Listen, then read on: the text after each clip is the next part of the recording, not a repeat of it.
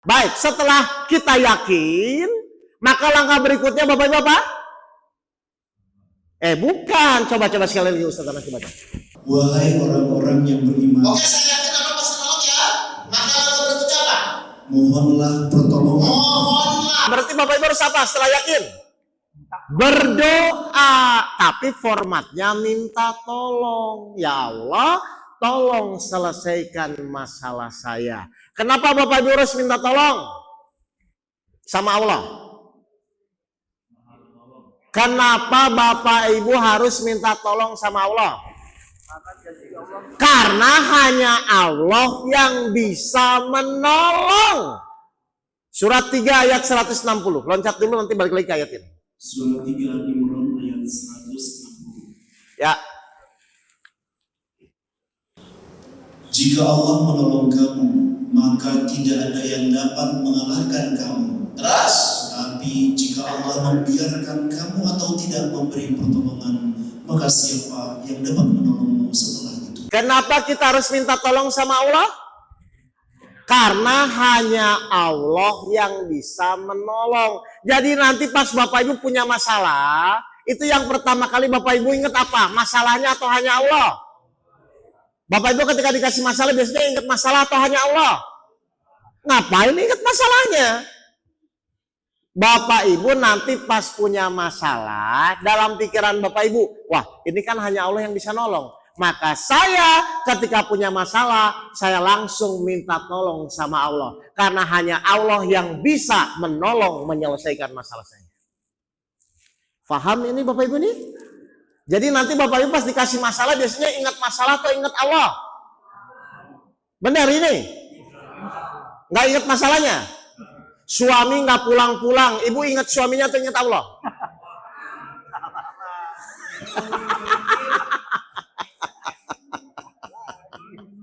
Tuh. Ingat ya Bapak Ibu ya, pukulan pertama jangan sampai gagal ya.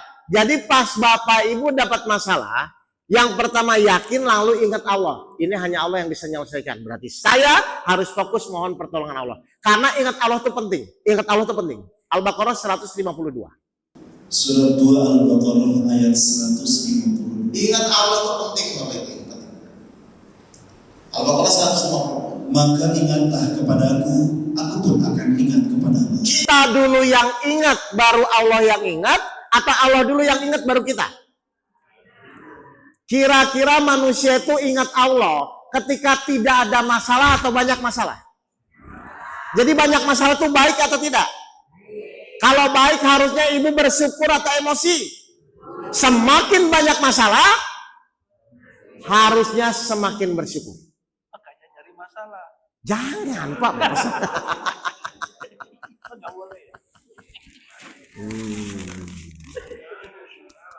Ingat ya rumusnya ya. Jadi ternyata memang kita dipaksa Allah, dikasih ujian itu biar ingat Allah. Ingat apa? Hanya Allah yang mampu menyelesaikan. Karena hanya Allah yang mampu menyelesaikan, makanya sikapnya tolong baik-baik saat menjalani ujian. Sadar Bapak Ibu ini? Ya, masa nggak sadar-sadar udah lama ya? Paham? Oke, balik lagi 153 geser 153. Baik, jadi kita setelah yakin kepada janji Allah bahwa Allah pasti menolong, maka kita mohon pertolongan kepada Allah. Saya tanya ini penting, ini penting. Ketika Bapak Ibu mohon pertolongan kepada Allah, langsung ditolong atau ada prosesnya? Saya ulang, ketika Bapak Ibu nantikan ya Allah tolong selesaikan masalah saya. Langsung ditolong atau ada prosesnya? Tahu ada prosesnya? Berarti ketika ada prosesnya, Bapak Ibu disuruh apa? Nah itu tahu jawabannya.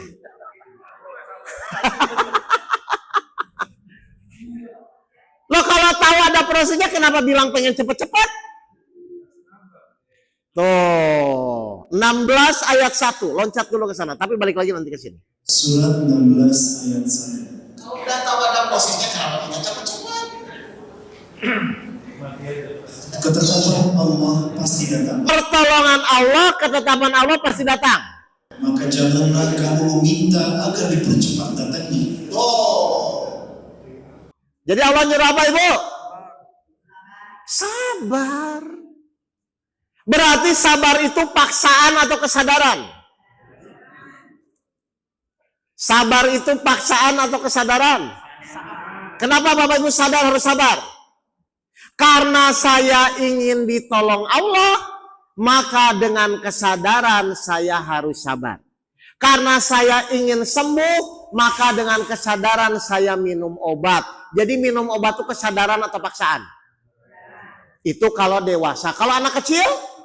Paksa. Sekarang saya tanya, Bapak Ibu selama ini sabar itu paksaan atau kesadaran? Jadi Bapak Ibu anak kecil atau dewasa? Kecil menjelang dewasa. Faham Bapak Ibu ini? Ngerti? Jadi ternyata Allah sendiri bilang, ketetapan Allah, pertolongan Allah itu pasti datang. Tapi tolong sabar ya, jangan meminta dipercepat. Berarti di situ ada perubahan, ada proses merubah sikap hawa nafsu yang tadinya tidak sabar jadi sabar. Yang tadinya hatinya kurang bersih jadi bersih. Itu makanya fungsinya Bapak Ibu dipaksa Allah untuk jadi orang yang sabar. Berarti sabar itu sulit atau wajar? Sabar itu sulit atau wajar? Mau sulit mau tidak, Bapak Ibu tetap dipaksa Allah harus sabar. Berarti harusnya kesadaran atau paksaan? Masa dipaksa terus bertahun-tahun? Ya harus sadar dong, betul? Kalau Bapak Ibu ingin sabar, berarti butuh pasangan yang baik atau yang menjengkelkan? Kalau Bapak Ibu ingin sabar, berarti butuh pasangan yang baik atau menjengkelkan?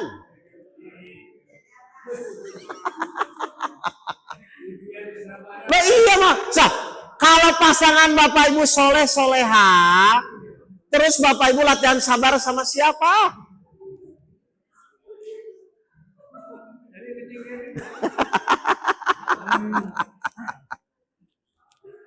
Loh, ngerti nggak ini? Jadi kalau Bapak Ibu ingin sabar, maka suka tidak suka Allah akan membuat pasangan kita menjengkelkan. Dan itu merupakan ketetapan. 25 ayat 20. Surat 25 ayat 20. Nggak bisa menghindar Bapak Ibu, nggak bisa. 25 ayat 20, silakan. Dan kami tidak mengutus rasul-rasul sebelum Muhammad, melainkan mereka pasti memakan makanan dan berjalan di pasar-pasar. Terus, Dan kami jadikan sebagian kamu sebagai cobaan bagi sebagian lain. Apa Bapak Ibu? Kami jadikan sebagian kamu menjadi cobaan sebagian yang lain. Betul? Kalau Allah ingin menguji ibu kesabaran, ibu tuh berarti harus diuji dari suami atau Presiden Putin di Rusia nelfon Bapak Ibu mana? Kenapa enggak Presiden Putin? Kejauhan. Berarti Allah akan buat ujian yang dekat-dekat. Berarti wajar nggak Bapak Ibu diuji dari anak? Dari suami? Dari mertua? Yang namanya wajar itu diterima dengan kesadaran atau malah emosi? Berarti kalau emosi itu wajar atau tidak wajar? Bapak Ibu selama ini orang wajar atau tidak wajar?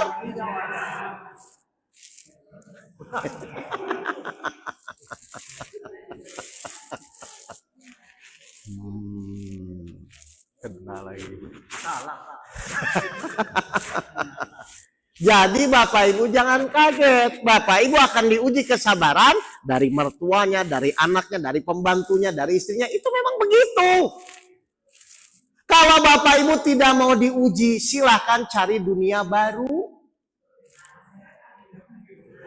Innalillah.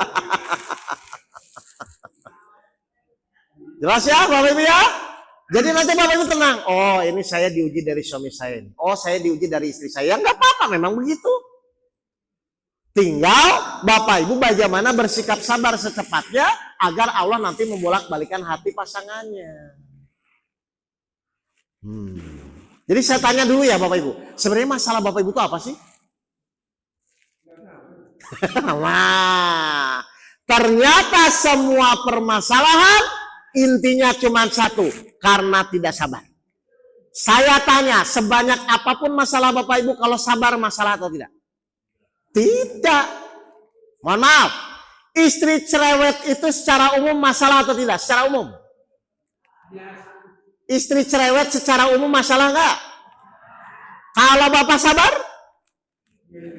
Berarti yang jadi masalah istrinya atau Bapak nggak sabar? Berarti salah siapa? Jadi boleh cerewet.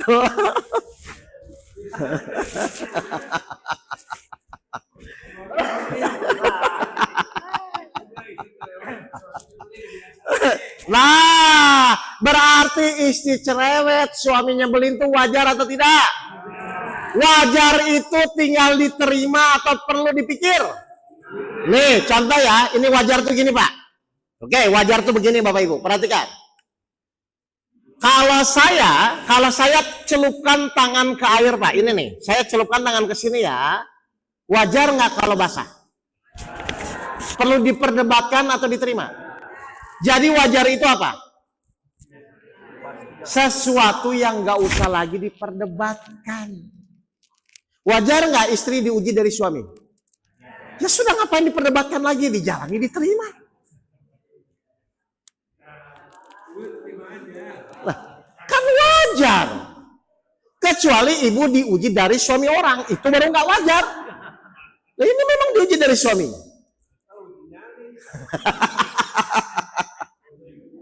Ngerti? Oke, berarti sekarang yang kedua, bagaimana agar Bapak Ibu bisa bersabar dari yang kurang sabar menjadi sabar ya? Berarti kan syarat yang kedua kan sabar. Baik, 64 ayat 11, silakan. Surat 64 At-Taghabun ayat 11. Bagaimana caranya agar Bapak Ibu mulai berlatih kesabaran? Tidak ada suatu musibah yang menimpa seseorang kecuali dengan izin Allah. Stop. Saya ulang, silakan. Tidak ada suatu musibah yang menimpa seseorang kecuali dengan izin Allah. Ini maksudnya apa Bapak Ibu? Tidak ada suatu musibah, kejadian apapun yang menimpa Bapak Ibu, kecuali dengan izin Allah. Maksudnya apa ya? Saya tanya dulu, Ibu pas bangun tidur tadi, sampai nanti tidur lagi, tiap hari menghadapi apa? Kejadian, betul? Betul kan? Menghadapi kejadian kan? Ibu mulai bangun tidur sampai tidur lagi kan tiap hari menghadapi kejadian ya? Saya tanya, itu kejadian bisa menimpa diri kita, muncul dengan sendirinya atau harus atas izin Allah? Makanya di sini kecuali kan? Berarti semua kejadian yang menimpa diri kita, izin Allah dulu atau kejadian dulu? Kalau Allah izinkan, terjadi. Kalau tidak diizinkan, berarti mekanismenya ketika Bapak Ibu mendapatkan kejadian, itu izin dulu baru kejadian atau kejadian dulu baru izin? Izin dulu atau kejadian dulu? Izin Allah dulu ya. Sekarang saya tanya, izin Allah itu benar atau salah? Sempurna atau tidak? Kalau benar, kalau sempurna, yang wajar kita terima atau kita emosi? Terima ngomongnya apa?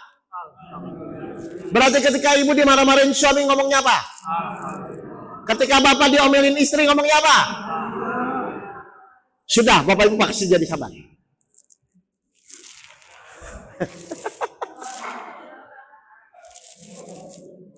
Jadi wajar nggak kita menerima? Berarti kalau ada orang tidak menerima, dia orang wajar atau tidak wajar? Silahkan Bapak Ibu evaluasi selama ini Bapak Ibu orang wajar, orang tidak wajar. Jadi sabar itu kita tidak melihat orangnya, kita tidak melihat maki-makinya, tapi yang kita fokuskan bahwa ini semua terjadi atas izin Allah. Saya tanya, kejadian itu milik siapa? Milik Allah. Kita pun milik siapa? Kalau pemiliknya saja sudah mengizinkan kejadian itu terjadi, kita yang bukan pemilik harusnya menerima atau emosi. Misalnya ini rumah saya cat merah, boleh? Bapak perlu menerima atau emosi? Kalau Bapak emosi aneh atau tidak? Oh ini rumah saya, kenapa Bapak yang marah? Sekarang saya tanya, kejadian ini milik siapa? Kalau Allah saja pemiliknya sudah mengizinkan, Bapak Ibu yang bukan pemilik harusnya menerima atau marah? Sudah begitu? Belum.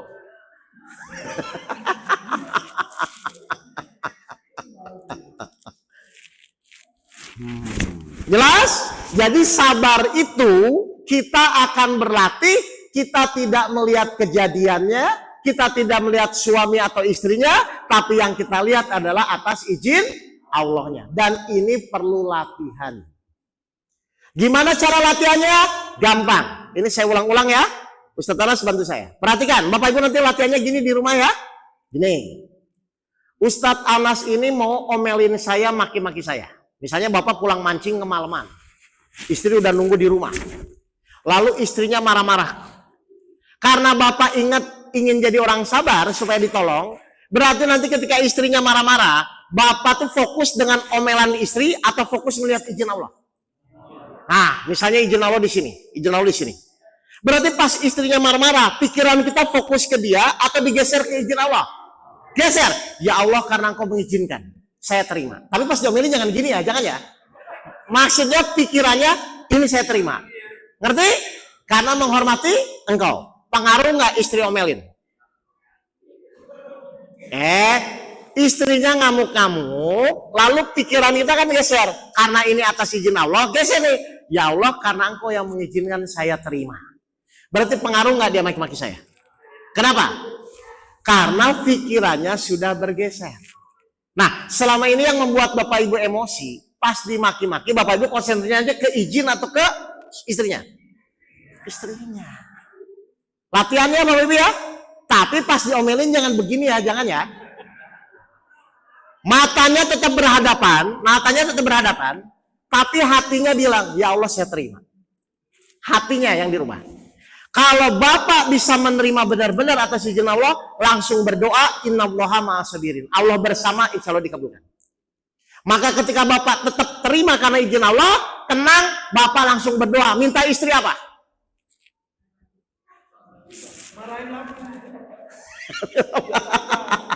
Minta istri dibolak-balikan hatinya.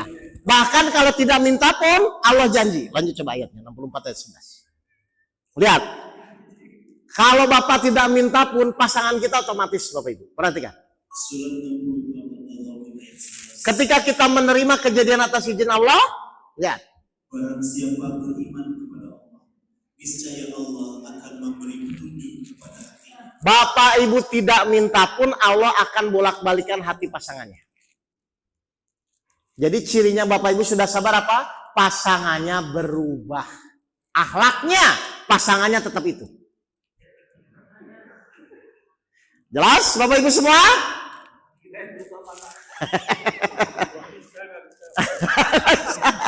Paham?